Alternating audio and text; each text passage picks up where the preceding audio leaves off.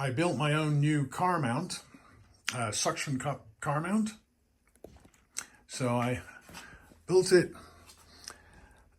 around a vibration isolator.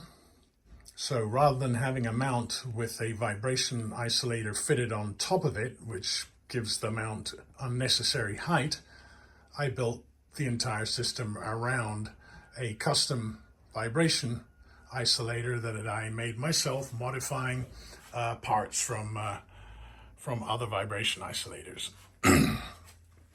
I changed the spring wire layout.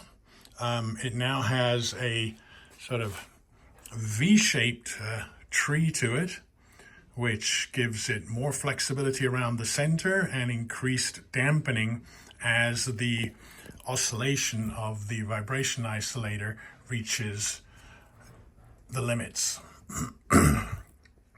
I find this is much better, gives more stability, but at the same time absorbs vibration very nicely. What I also did is I built a suction cup onto the bottom of the vibration isolator, which is the core of the car mount, so that I can install the core of the car mount and have it sit nicely and horizontally on the car and not have the vibration isolator sort of flying around while I'm installing the different arms on it. So basically, without a camera on it, it sits nice and solid just on the one suction cup right here. And that allows me to install the other arms in a much easier manner because I can position them all loose without the core wobbling around.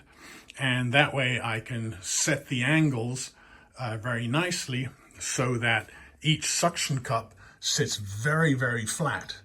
Because I noticed that locking the arms here, even while keeping the ball joints on the ends still loose enough to move things around, it still doesn't sit the cups perfectly. Whereas having everything loose, positioning the cups, starting the suction on the cup, and then locking the center articulation of the arm, but still having these very loose, I can get a much better seating. And it's particularly helpful if I'm installing this suction cup as a stills car mount that is going to be next to a video car mount that is separate. It's just going to be much easier to tuck the two closer to each other. What I also did is each arm has the option of using a clamp at the end rather than a suction cup. So if I have some kind of protrusion on the car, which is pretty common on like off-road vehicles and things like that, I can actually use some suction cups, but then also use one or more clamps. The arms attach to quite long NATO clamps. I'm going to show you here by freeing this one up. So as you see it, I can move this around quite extensively, and there would actually be room to add an additional arm on this end. So if I wanted to add, let's say, one extra arm with maybe a 6-inch cup, because I've got room up here, but I need to use 4-inch cups elsewhere, I have that option. So basically I could put a total of 8 suction cups plus the center one for a total of 9 for a mount on something that's going to be a very aggressive drive. And the mounting plate is a very nice mounting plate from Falcom that is very interesting because you can preload it so that it's got a spring-loaded system here. So all you have to do is pop the plate in and it hits this little pin and it triggers the lock to lock, and then you can tighten it all the way. It also has a nice convenient level on it. And that's about it. This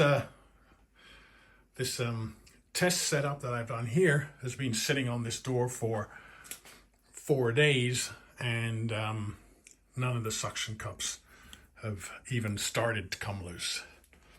As far as how much the system can weigh, can hold, well, I hung myself off this and it didn't come off.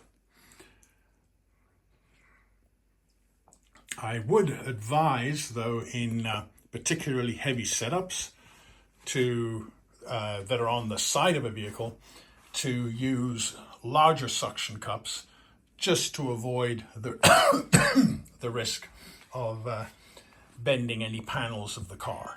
These are 4-inch, but the same system, which is these are small rig cups, are available also in 6-inch.